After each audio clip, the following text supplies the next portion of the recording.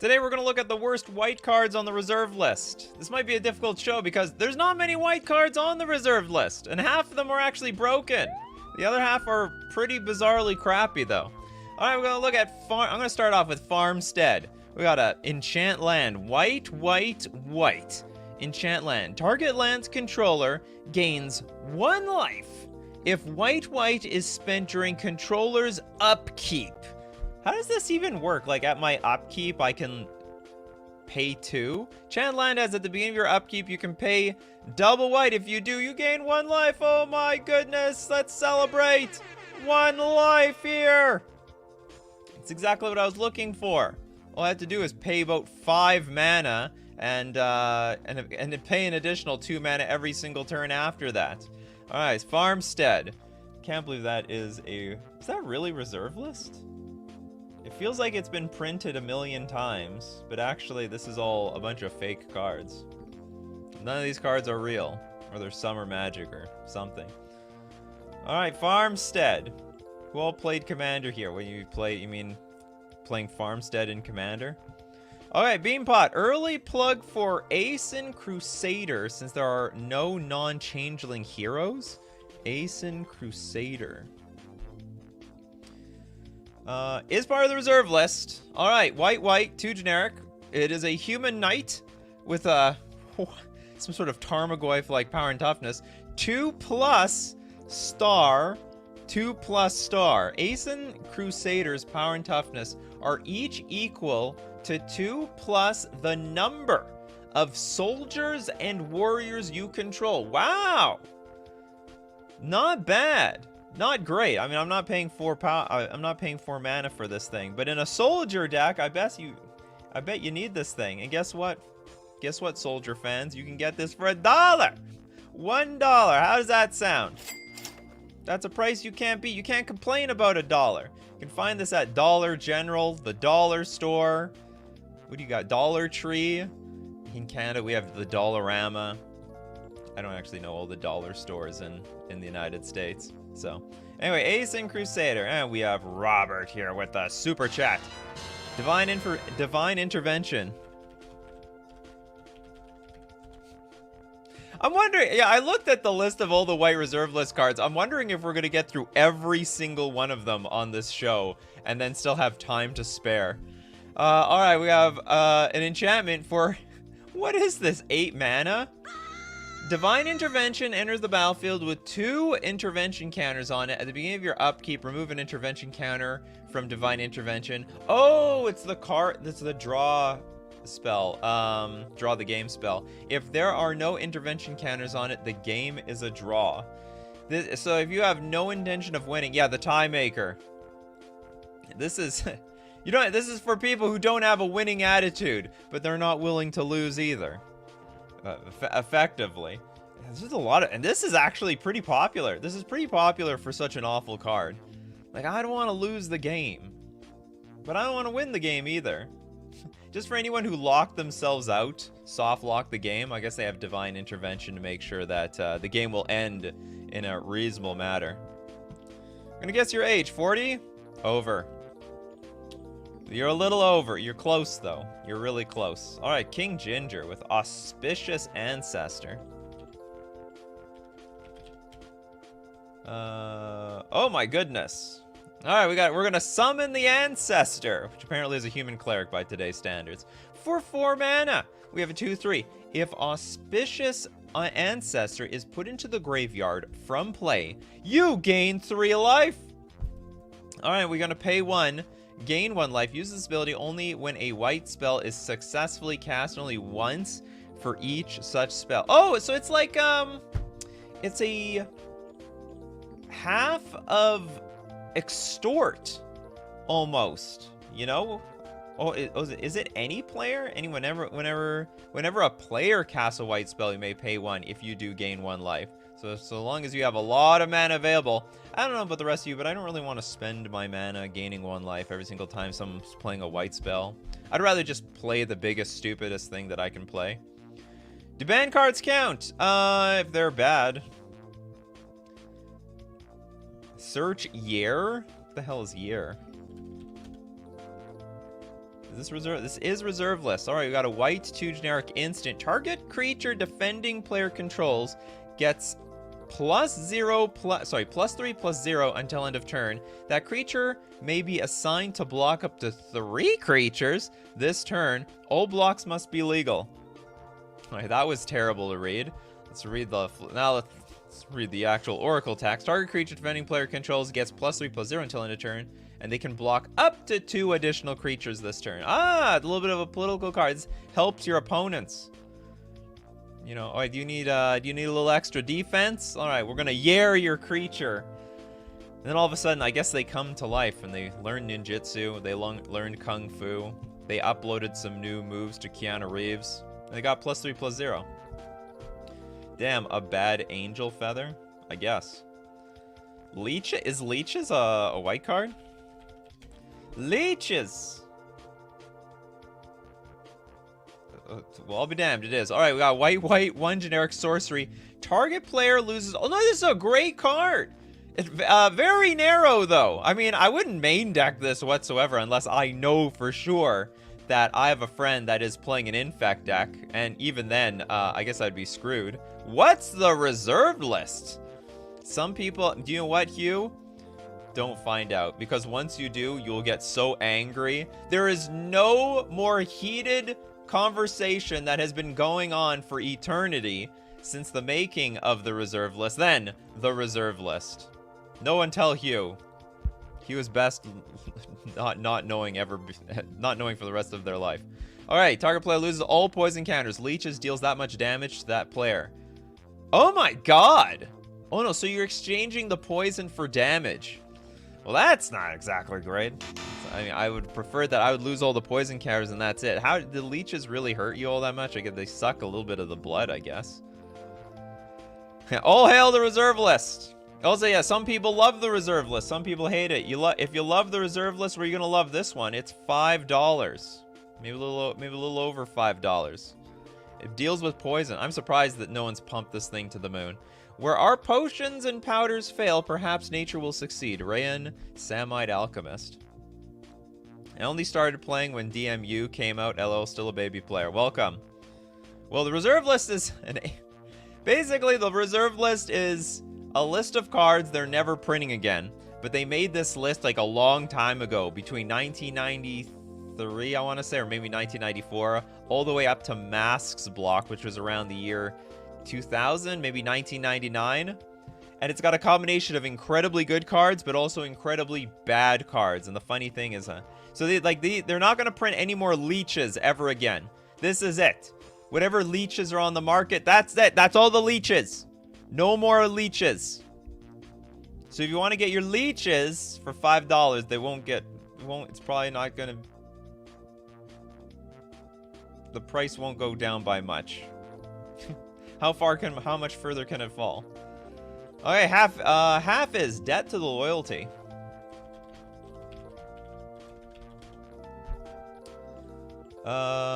Sorry, debt of loyalty. There wasn't even any tricks to this. How did I have so much trouble reading it? All right, we got a white 1 generic instant. Regenerate target creature. Gain control of that creature. See, the deal is, a lot of the most powerful cards in Magic the Gathering are on the reserve list, with like Time Walk, Ancestral Recall, Time Twister, Wheel of Fortune, Black Lotus, the Moxen. And then we have Debt of Loyalty. Regenerate target creature. Gain. Oh no, but you gain control of that creature. Does it have to regenerate, or does it have to, can we just target anything? Regenerate target creature. You gain control of that creature if it regenerates this way. All right, so it has to take lethal damage. Very neat card. I have to say, these white reserve list cards, I looked through them, they are super unique. Never, very, very, very, very rare cards. Shahrazad is right. This is Shahrazad. Did I spell this right? This is just a pointless card. It doesn't even have any strategic benefit. You're basically just playing 2 games in one. And it's one of the rare cards that you could say is banned everywhere, in everything, ever, including Vintage. Because even Vintage, they want the games done immediately. They want to play like 20 games in 20 minutes. They're speedrunning. Shahrazad is not a good speedrun card. Got what? Reshuffle. Do you even reshuffle? Players shuffle when the sub game is over. Players shuffle. You got to do extra shuffling. Anyway.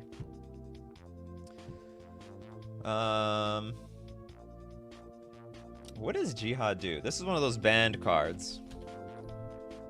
Banned for. Alright, this. I can still read the Oracle text. It says, is the card actually bad? As Jihad enters the battlefield, choose a color and an opponent. White creatures get +2/+1 as long as the chosen player controls a non-token permanent of the chosen color. When the chosen player controls no non-token permanents of the chosen color, sacrifice Jihad. I don't... So white creatures get +2/+1 as long as the chosen player controls a non-token permanent. Oh, so if they have something that we name, we get the bonus. But then if the permanent is gone, then we get nothing. And otherwise, it is just a 3-mana enchantment that just sits like a bump on a log. Gotcha. Rated Lex with a super chat. But where's your card? Here we go. Sorry, my super chat didn't go through. Beast Walkers. There we go. We got the Beast Walkers. Some... I want to say like a wolf in sheep's clothing. It's a human in bear clothing. Okay, white, 1 generic. Summon human beast soldier. If that's serious. It's just a 2/2 card with banding until end of turn for a green. What a bizarre card. Oh yeah, that's terrible. Absolute trash here. I guess it was good in the banding metagame. Man, that's just too much mana for a 2/2 to get banding, though. Bans! It is broken as a mechanic, but not if I have to pay for it. Alright, well, Sputnik with Pay No Heed. Alright, we got a white, Pay No Heed, instant. Prevent all damage a source of your choice would deal this turn. Well, that is...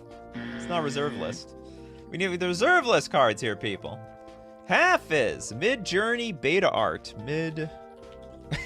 What? Mid-Journey? Did I spell that right?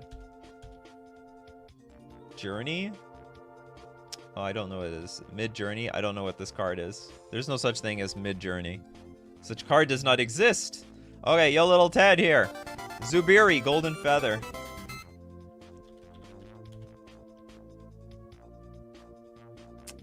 Oh, we got what is it, a falcon? Oh, it's a griffin. All right, it's legendary. You can have this as your commander if you want, people. It's a 5-mana 3/3 flyer. Zubiri Golden Feather counts as a griffin, and all other. There is our Griffin Lord. If anyone's looking for the Griffin Lord. Oh, everyone celebrate the Griffin Lord, people. How many other griffins are in the game? Is there any purpose for this card? Pretty good speculation. You never know when we're gonna go back to Mirage and they're gonna print like tons of griffins when we need the Lord of the Griffins. What a terror. Anyway. Oh, it's not a card? Alright. For the last card. Okay, Bulky says Martyrs of Corliss is so narrow. Martyrs of Core. Oh yeah. Back then they made all sorts of narrow cards. Okay, we got a white 3 generic human. It's a 1/6 for 5 mana. Oh god. Of all the things, as long as Martyrs of Corliss is untapped, all damage that would be dealt to you by artifacts is dealt to Martyrs of Corliss instead. What a bizarrely unique card. I guess it soaks up all that, I don't know, Walking Ballista. I guess it was a Masticore, protection from Masticore type card. Or maybe not. Masticore attacks, you let it go through, then it takes the damage, you shoot it twice. I don't know. Whatever, it had a purpose. I guess it was to prevent Juggernaut. Juggernaut, I think, was like 5 power at the time for an artifact. Pretty wild card. If gold's coming up, Leering Gargoyle. From Christopher B. Yeah, I guess we can count the gold cards. We did in the other shows. Alright, we got a blue-white 1 generic for a 2/2 gargoyle with flying. Tap Leering Gargoyle. You're gonna make it smaller? Oh, it buffs it up though. -2, +2, and loses flying until end of turn. That's not a big deal. I mean, like, if you're blocking, you'll block first, then after blocks, activate the ability, and it, like, doesn't matter. It's not like if you blocked a flyer and then lost flying, like, the block doesn't happen. It still happens. It was before Mastercore. Well, they knew Mastercore was coming. Yeah, it was the anti-Juggernaut tech. Sorry for the martyrs of the Coreless. Whatever. Exalted Dragon. Oh, is that the White Dragon? I swear they reprinted this. Or some virtual copy of this. Alright! White 4 generic for a 5/5 dragon. Flying. It's called Exalted Dragon. Oh, that's a flavor fail! The Exalted Dragon with no Exalted. Exalted Dragon can't attack unless you sacrifice a land. Oh, God. I don't like the sound of that at all. I gotta sack my mana. Yeah, it has no Exalted in it at all. Fail all around. JTM Ness with Auspicious Ancestor. We got a white 3 generic. If Auspicious Ancestor is put into the graveyard from play, gain 3 life. Pay 1, gain 1 life. Oh no, did we? I think we started the show with this spell. This is true. Terrible card. And if it dies, all we do is gain 3 life. Terrible, terrible card. Alright, who have I got? Who have I not got to yet today? Welcome, Ades. Miracle Worker looks like he broke his bike and is holding up the front tire. Look at Miracle Worker. Not reserve list though. Not on the show. Yeah, so but hold on, let's I'm willing to entertain what you said. Looks like he broke his bike and is holding up the front tire. Looks like he broke his unicycle. And there's like a well anyway, I can't explain it. No pedals on this damn thing. Okay, we got a Titra Tim Bowman. Belfry Spirit. Oh, sorry, Belfry Spirit versus Hunted Witness, which is 1 mana. This is not a reserve list card. Is it Hunted Witness?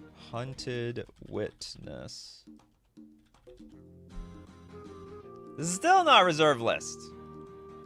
Thank you very much for the super chat, though.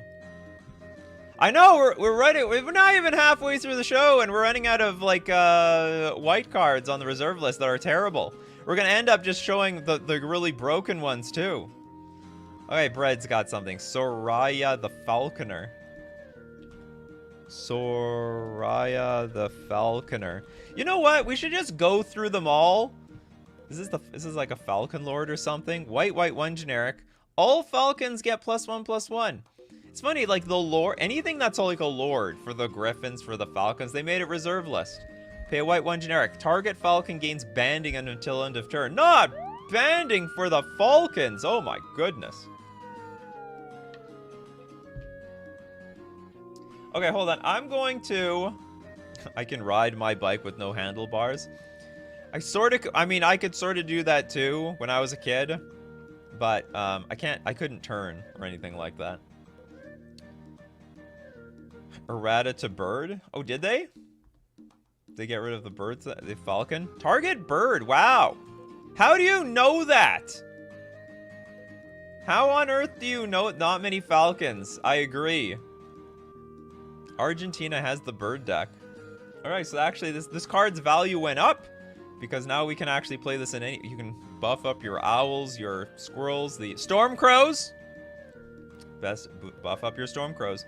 GWJ with a super chat. As part of the reserve list shows is cards that aren't on the reserve list. Yeah, it's a dopamine rush when you check and it's not on the list. Yeah, not actually on the list. Some people haven't read the title. I guess the problem is people read half the title, the worst white cards, and they just don't see the second half on the reserve list. Yeah, donate and give them a bird. It was Absa, Herald of Sarah.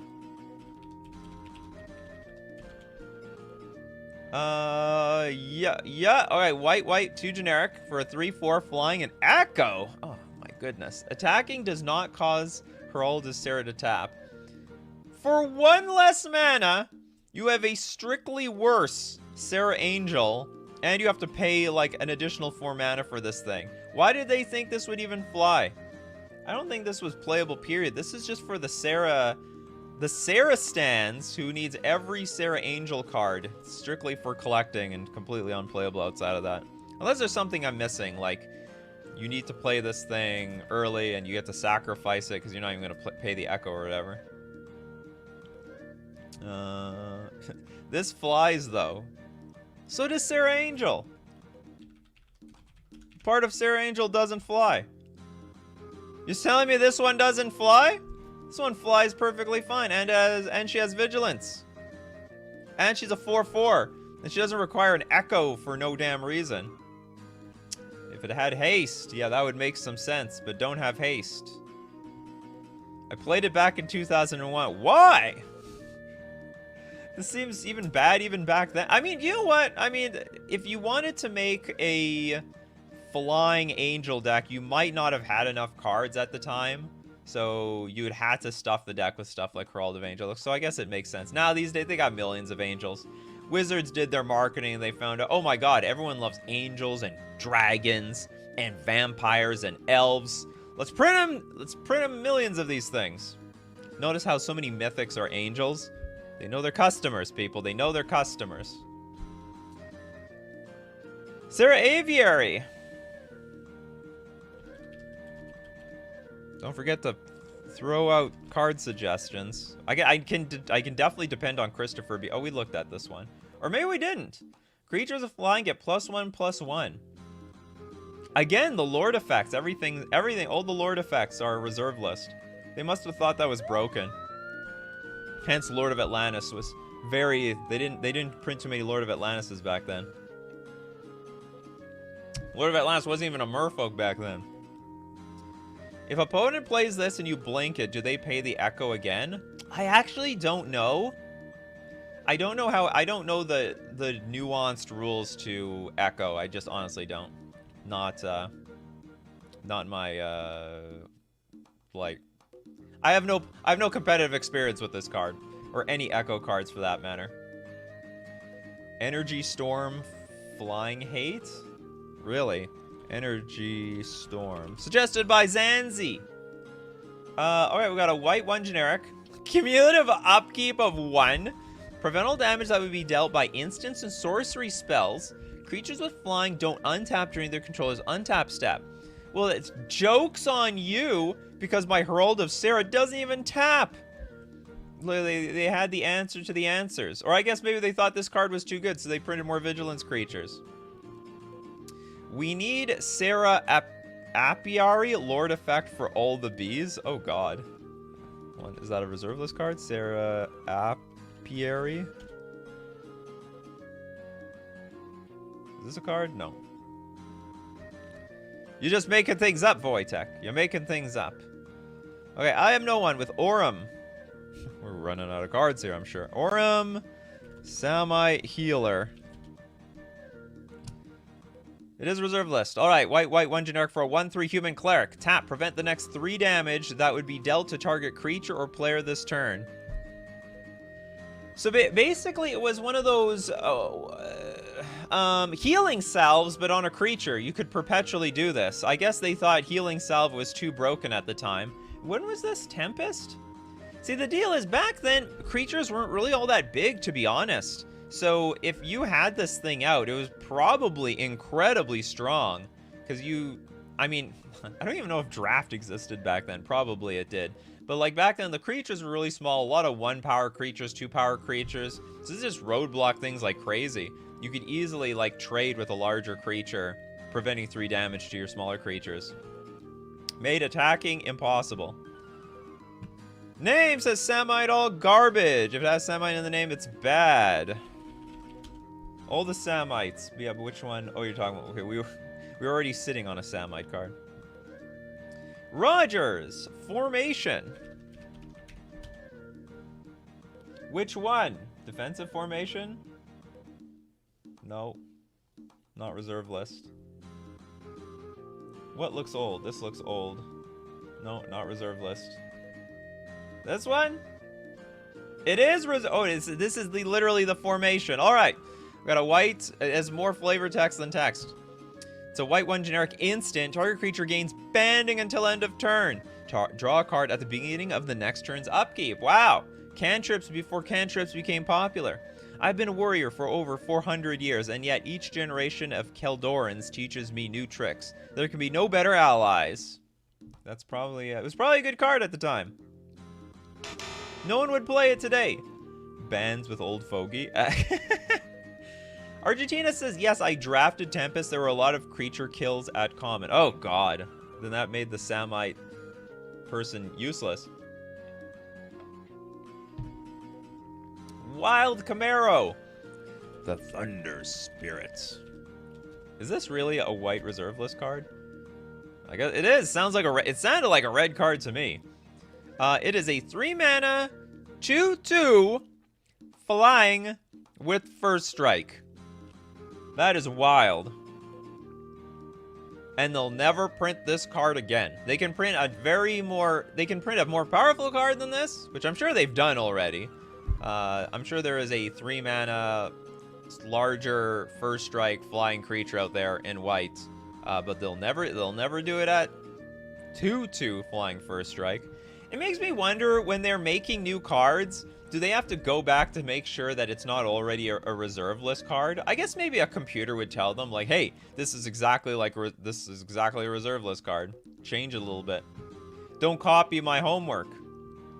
Sure thing that surely this won't get power crept. Oh, yeah, they power crept way beyond our wildest dreams. Marcelo with Sworn Defender. Defend!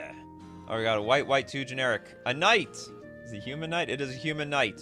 Pay 1. Change Sword Defender's power to the toughness of target creature blocking or being blocked by Sword Defender. -1. Until end of turns, change Sword Defender's toughness to 1 plus the power of that creature until end of turn. What? I have no idea exactly what the hell is going on here. Okay, hold on. I gotta go in for a closer look. The power becomes the toughness of target creature blocking or being blocked by Sword Defender -1 until end of turn. And Sword Defender's toughness becomes 1 plus the power of that creature. What the hell does this card do? It says it's a 1/3, but it says a lot of other stuff here. The power becomes the toughness of target creature blocking or being blocked. What the hell does that mean? How is its power becomes... Oh, it becomes the toughness of the creature. That's so bizarre. Hold on, so... It gets bigger based on its butt? And then Sword Defender's -1 until end of turn, and Sword Defender's toughness becomes 1 plus the power of that creature until end of turn. This is just... Stands up to anything. It's blocking just barely. Uh-huh. Gotcha. Makes not enough sense to me, but... Was a very awkwardly written. Right, on this streaming show, I'm not allowed to use a lot of brain cells interpreting anything. I just read the card, and hopefully it explains itself. it become a 1/3. Neither dies, so it never? Is Sworn Defender a bloked a 2/2 and use pump? I need a more dumbed down version of this card. Not dumbed down to me. El Grand Fatso says it's fine to reprint as long as it doesn't have the same name, right? No. It cannot have it. Well, it's supposed to not have the same stats, although they screwed up a few times. But it's not supposed to have the same stats. Like, for the Spirit of the Reserve list, they have to make the cards better or worse. But they are allowed to make them better. They could make a Black Lotus that adds 10 mana, but they won't do it. Not gonna happen. Alright, we're gonna look at way more of these crazy bad reserve list cards. But we've got to thank our sponsor, FusionGamingOnline.com. This is where you can get all these terrible reserve list cards. If you need the Falcon Lords and the Griffin Lords, and yeah, Sarah's Aviary, if you're a huge fan of the Bird Tribal, or sorry, Bird Typal, You can get them cards at FusionGamingOnline.com. I get all my Lordy stuff over here. I get my Master of the Pearl Tridents and Lord of Atlantis. And also, don't forget to use coupon code Nikachu to get 5% off all your purchases. We're also going to thank Mana Traders, the premier place to rent Magic cards online. And by the way, remember, when you're playing online, there is no reserve list for digital cards. Reserve list only matters for paper cards. So Black Lotus is like, I don't know, $5 or $10 or something like that. And it's affordable to play Vintage, especially when you're renting with Mana Traders. You can support the channel using my Mana Traders link in the description below, or save 10% off your first 2 months using coupon code Nikachu_1YA. Okay, back to this terrible nonsense. I guess I just have to go through these cards very slowly. Very, very slowly. Little Ted says, ad time is the best chat on... You guys like the ad time? We've had a blacker Lotus, yes, but when is Blackest Lotus? The blackest of Lotuses. Add 6 black mana to your mana pool. Activate only if you control Black Lotus. Well, they made Lotus Field. That's like basically the blackest of Black Lotuses. A continuous Black Lotus. If Sworn Defender blocks a 3/5, then it becomes a 4/4. You know, I like how you gave me like a little bit of a description. So it gets bigger. It's a little bit bigger than what it is. And then it gets a little one less than what the defending is. Really bizarre. Okay, Daniel. Vanta Black Lotus. Is that like super black? Rapid fire. Christopher B. There in Scryfall. Okay, we got 4 mana for an instant. Play before defense is chosen. Target creature gains first strike. So hold on, you have to do this before the blocker step? Yeah, you do. Target creature gains first strike until end of turn. If the creature does not already have Rampage, it also gains Rampage 2 until end of turn. I don't even remember what Rampage is. But this is a pretty crappy combat trick if you have to do it before they even get to block. Sort of want to do this after they block, or after they didn't block. Or maybe, I think Rampage has something to do with blockers, or something like that, I don't know. Healing Salve, worst card ever? No disagreement from me, Sean, no disagreement from me. The comic art card, it's not the only one. I will give them something. Like, back then, they had all sorts of different arts. And they sort of brought that back, right? Now that we have secret layers and so many different promotional types of cards, we have a huge variety of different styles in art now. Just like the good old days.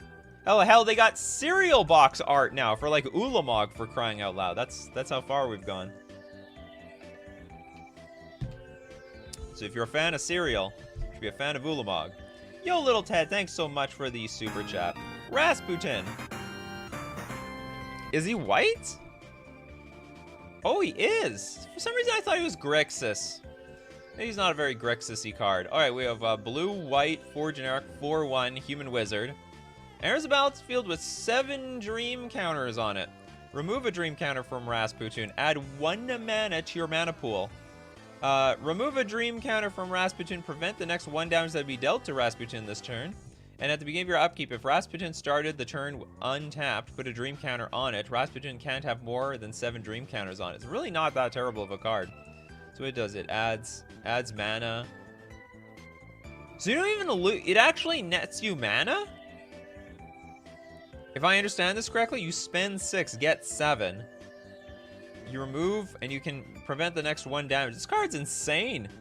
This card's great. Yeah, we're gonna shred this one. This is actually too good for this show. We want worse cards than this. Can you combo out? Can you get infinite mana with Rasputin? Like, if you have like a card, you can spend mana. Any mana in your mana pool can be spent to cast cards of any color. Basically, you go infinite with this. Or not, actually. It dies. Okay, hold on. You get 7 mana. Okay, so... My infinite, like, imagine me trying to combo off with Rasputin. Haha, I have infinite mana. I remove the last counter and, oh no, he doesn't die, actually. He gets to stay on the battlefield. I'm sorry, these aren't +1/+1 counters or anything like that. He nets +1 mana. So it's like you didn't do anything at all. That seems like a great commander. Spend 6, get it back anyway. Helps pay for the commander tax to some degree. because like even if you pay the tax, you can still do something with the mana. Zanzi explains Rampage. Doesn't Rampage require at least 2 blockers before it triggers? Probably. I don't know anything about Rampage. I thought Rasputin was a bony M side. It is. It's based on probably this guy. Back then, this is when they like blurred the real world with Magic the Gathering.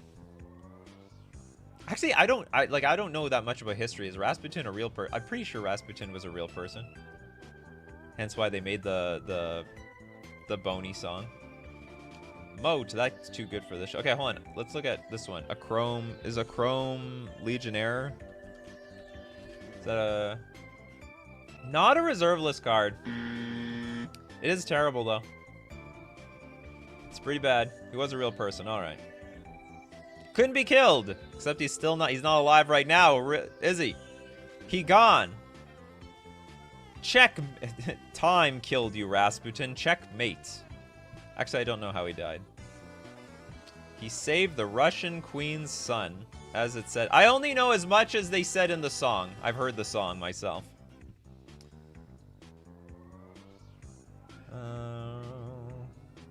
Suleiman. I think a few people have mentioned Suleiman. Who is this? Okay, hold on. What? How do I spell that? S-U-L-E-I man. King Suleiman, not just any Suleiman. All right, have a... Get this, people. 2 mana for a 1/1. Tap to destroy and defeat Uri de Jin. Holy crap! This is like this guy can beat genies. I thought only genies can beat genies. I didn't even know. I thought a genie is like pretty much omnipotent. You can't beat a genie. How are genies defeated? Like in Aladdin, that seemed pretty immortal to me. The card Rasputin card is based on one of Richard Garfield's D&D characters. Oh, really? That's a cheatsy way to get this guy in. Whatever. I was inspired by... I mean, how many Rasputins out there? I doubt that's a very common name. So obviously, we know where Rasputin came from, even if it came from the D&D version. Put him in the lamp.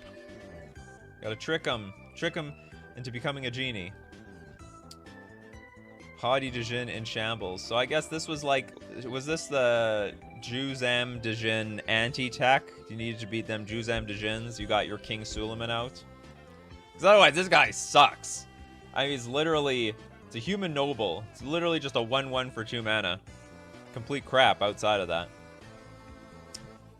Adam says, you still get this card in modern Chandelar fan-made hacked game. Oh, sweet.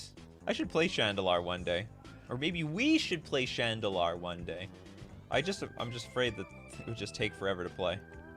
I'd build the most broken Wheel of Fortune deck possible. Suleiman was a real person too. I should bring it back.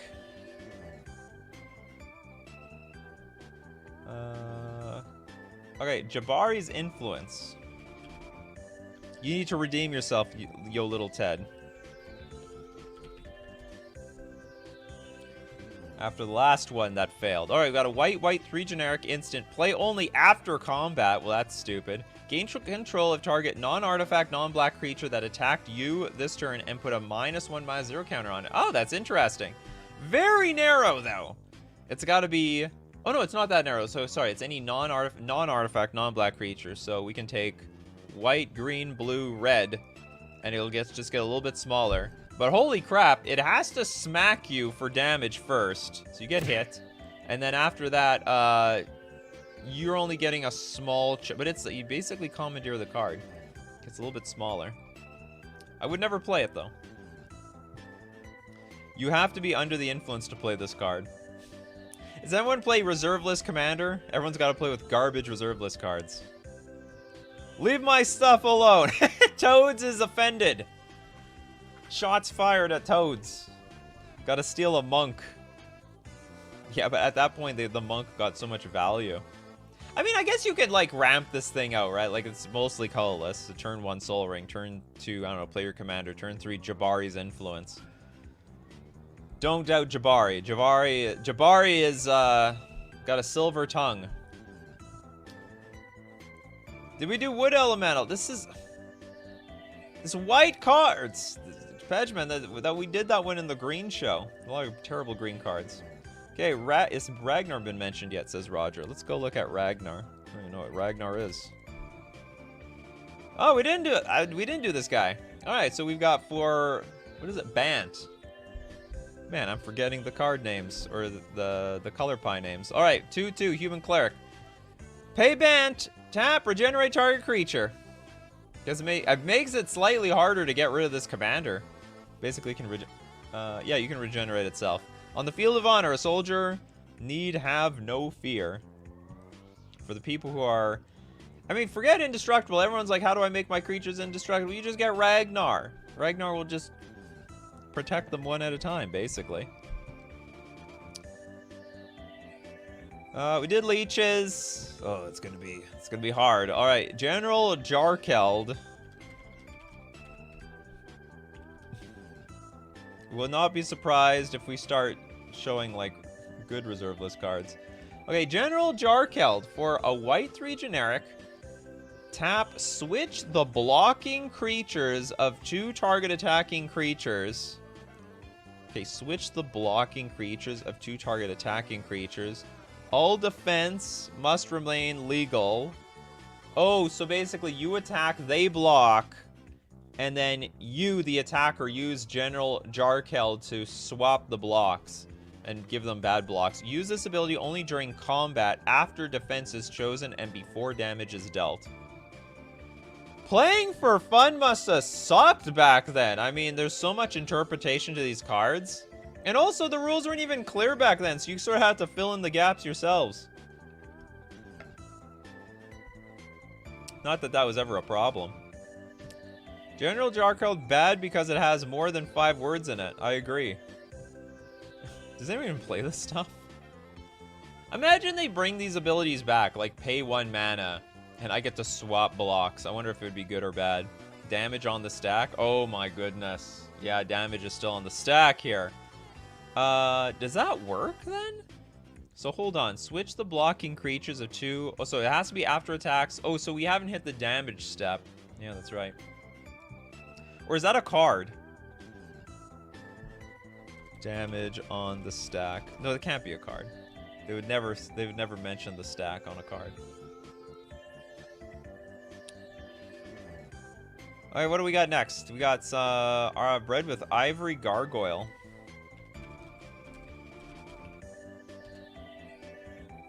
It is reserve list. All right, 5 mana for a 2/2 flyer.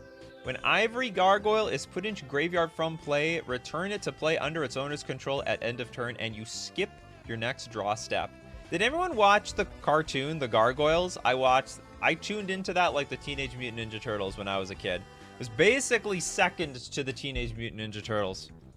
I love the idea there was this castle on this billionaire's... It's like, it was basically Elon Musk before there was Elon Musk. What did even Xanatos do? He made weapons or something? How did he get so rich? Puts a castle on top of his, what's it called? Skyscraper or whatever. All right, well, white. Okay, what does this thing do? Okay, when Ivory Gargoyle is put into a graveyard from play, return it to play under its owner's control at the beginning, at the end of turn, and you skip your next draw step. Oh, God, no! What do I put here? I don't want to skip my draw step, so for a white 4 generic, remove Ivory Gargoyle from the game. And what, is it just gone? You just get rid of your own Ivory Gargoyle? Because of course you don't want to let it die, because then you lose your draw step. The Stinky Twit wishes he could be Xanatos. Feels AI yeah! This is gonna start my AI generate cards that look AI generated show. I gotta remember the Ivory Gargoyle. Put that down. Ivory Gargoyle. I want to do a show of like magic cards that look AI generated, but they're real. Why would you want to remove your own Ivory Gargoyle? I guess it's to make sure that you get your draw step back. It sort of looks like it will blink it, but it doesn't. Just poof, it's gone. Imagine paying 5 mana for an ability to get rid of this damn thing. Is there any purpose for it to leave play? When it's put into a graveyard from play, return it to play under its owner's control. No, that's it. It's just gone. Well, anyhow. People used Gargoyle on Jackal Hops decks. I don't get it, though. Jackal. Do I spell Jackal Hops?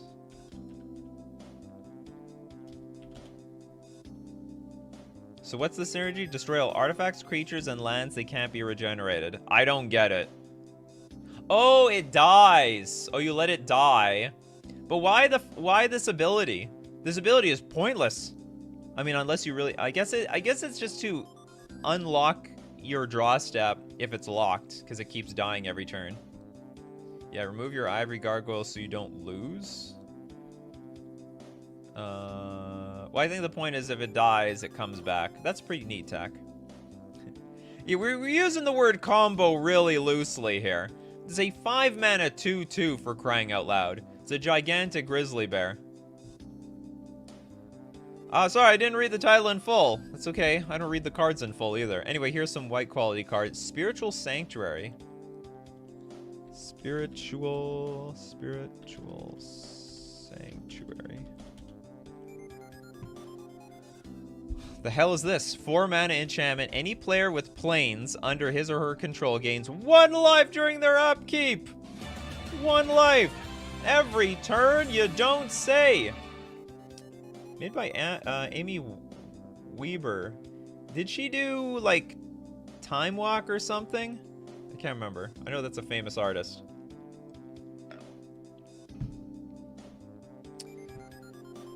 Oh, we got, Evilavy. What a neat name. Null Chamber. The Chamber. Alright, we got 4 mana. Enchant World. You and target opponent each name any card except basic land. Those cards cannot be played. What a horrible exchange. And I would bet as the player playing white, you have stronger key cards to be prevented than your opponent. I guess you bring it in against the combo decks. This is like maybe Meddling Mage before there was Meddling Mage. You and target opponent each name a card except basic land. So I name your key combo card. You name a random creature in my deck. It's fair. It's good in Commander. I imagine this is pretty good in Commander. Look at this. It's $2. So what, you can name someone's commander, but then they're going to name your commander. But I guess you could name it after you have your commander out. So you tell them, F you. Politic card and commander, name 2 other commander. Oh, you and target opponent. But what if they name your commander? Yeah, you and target opponent each name any card. So I was like, so you name, I don't know. So you player A and player B are basically naming cards. Then you name player C, but then player B names you. Or names your commander. Commander, you can use it for politics to block the other players. Yeah, very political card. What's the rules on who declares first? I think it's supposed to be simultaneous, so I guess you could write it on a piece of paper and then reveal it at once. It's just 1 target opponent, so in Commander you can do politics to choose cards from the other players. Yeah, but they could backfire. You could choose an opponent, they choose your stuff, you know?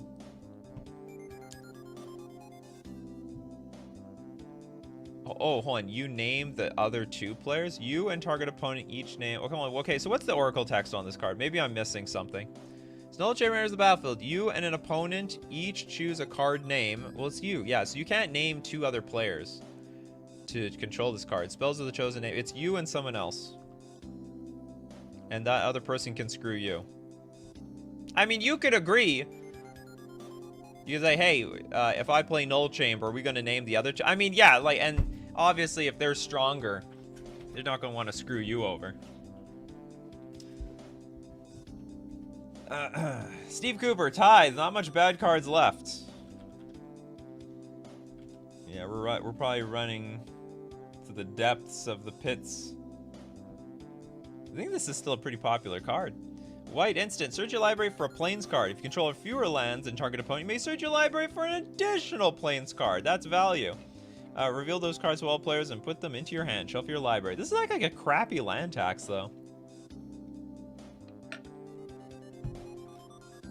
Isn't land tax just far better? Is that reserve list?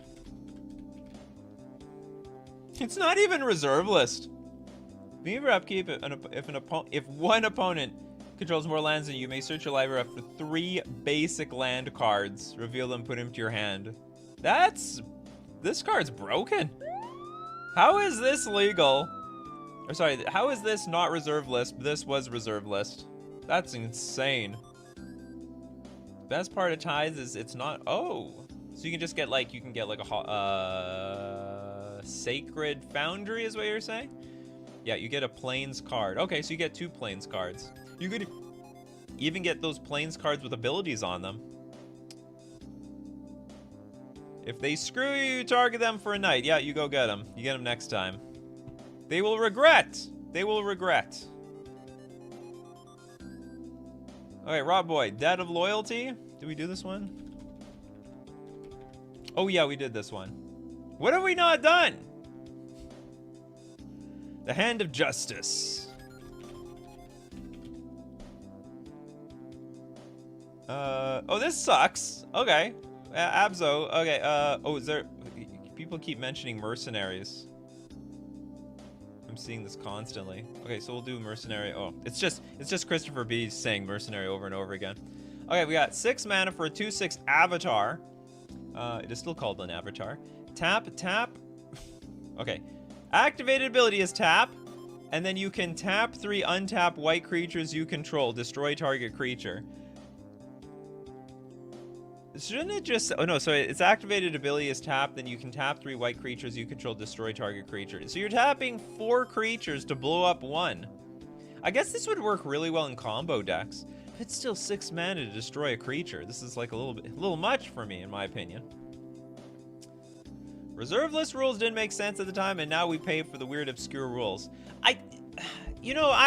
Honestly, I didn't play at the time, so I can't be certain. But this card looks like a really good card at the era of Fallen Empires. Like, something that, it's like Royal Assassin, that you can perpetually kill creatures over and over and over again. So I imagine at the time, this was pretty strong.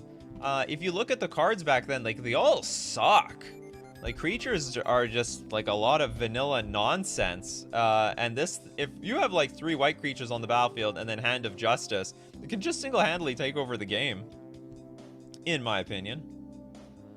Okay, so we're looking at Mercenaries next. Mercenaries.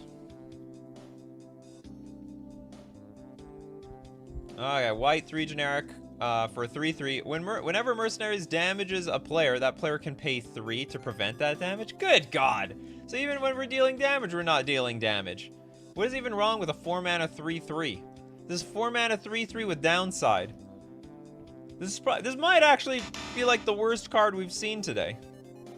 Fallen Empires is a very underrated set. It was quite powerful when it came out. Really? More powerful than beta? Is what you're trying to tell me? Did we do Yer? We will now. White 2 generic. Oh yeah, we did that one. Reserve list didn't include uncommons, so they can keep printing mana drain and land tax. That's right. I'd love to see I want to see mana drain in Legacy. I don't know why we can't have mana drain in Legacy. 2 mana counterspell. It's like borderline unplayable. Mana drain, from what I hear from the CEDH players, is like unplayable. You can't be spending 2 mana for a counterspell. Get out of here. CEDH players knows what's up. I still need an Urza CEDH deck. I gotta look that up. Okay, MTG TV says Tithe can get duels. It's essentially draw 2 cards for 1 at instant speed. It also has 4 copy. So hold on, let's look at Tithe again. How expensive is that? It's really not that expensive. And you know what? I agree with you, MTG TV. Like, this is like a pretty damn good card. It's basically 1 mana, instant speed, draw 2. It's like, what's it called? Thoughtcast at instant speed. Yeah, this is a good card. Only gets mana though. Reserve list island, please. Yeah. I always wondered if they put like a basic land on the reserve list, you know, like what happens to the game. after, like, say, 30 years. All the basic lands have run dry. Radiant Archangel.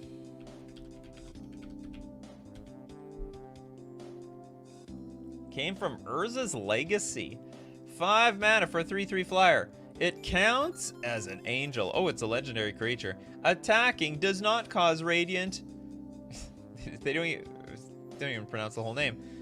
Radiant to tap. Radiant gets +1/+1 for each other creature with flying in play. Back then, when they were lazy to write out the whole name, it's not like even they were exhausted in space. So there's plenty of space to type here.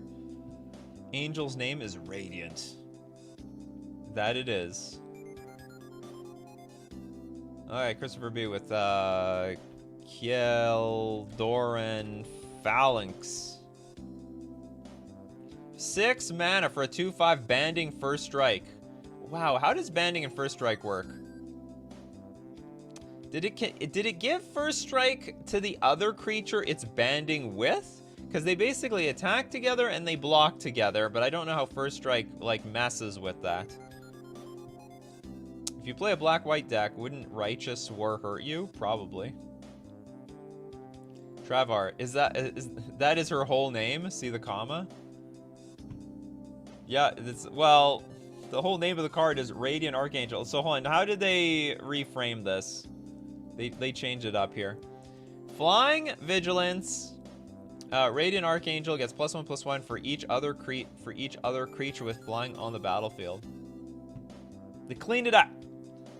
They didn't want back then they said Radiant Archangel 3 times. Or Radiant Archangel, then Radiant, then Radiant. In the future, we only say it once. All creatures in a band must have first strike to have it work. Really? So actually, so this card... where's the other one?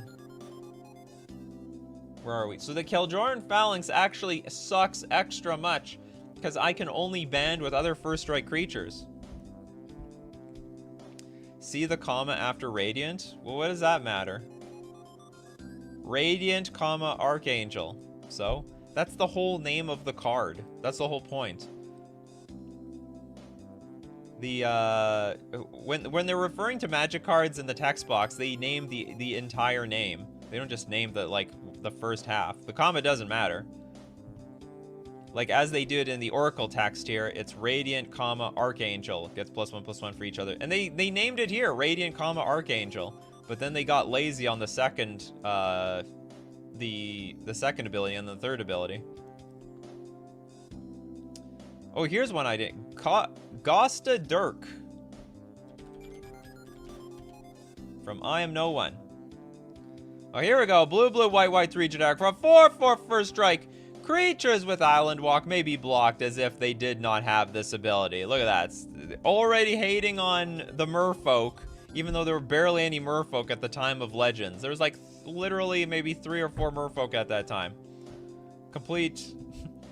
I guess they knew the power of the merfolk, so they made Gosta Dirk to prevent them from getting too strong. They only use the full name on the first reference. After that, they omit anything after a comma. Oh, interesting. Travar knowing how it works. All right.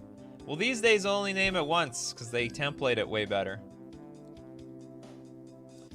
Guess that's just how it was back then. You know, most legendaries do that, right? If its text refers to itself multiple times, it's shortened the name after the first use. I did not know that, to be honest. You Commander players know something I don't. Alright, Travar knew. Travar 2.0. Much smarter than the 1. I'm still in 1.0. You're 2.0. Do we have any more do we have any more weird, stupid, bad white cards? We did Exalted Dragon. We'll end it with Knights of Thorn.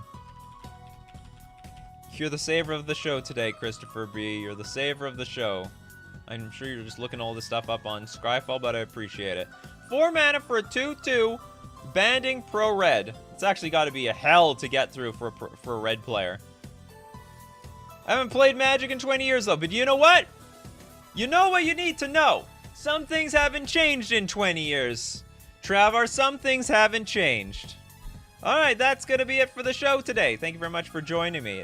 I'm just thankful I could spend an hour looking at terrible white reserve list cards. If you want to be part of the show, be here Monday to Friday, 11 o'clock a.m. Central Standard Time. Be there or be square. Thanks to everyone for supporting the show. People who are members on YouTube, patrons on Patreon, or if you support with them super chats. And most importantly, gotta thank all of you for showing up in the morning. People like Toads, Jesse, Abzo, I Am No One. We got Steve Cooper, Christopher B, Bread, Rot Boy. We got Trevor, Toads, Always a Bigger Fish. Who else? We have Zanzi, Mr. Deadhead, Pedgeman, Erland, Argentina, Bread, Bulky. Because without you guys, I'd have no show. I'd have nothing to talk about. You guys are the show. So as usual, my coffee crew, keep brewing up them coffees. Oh, this looks disgusting. And keep brewing up the magic. Take care.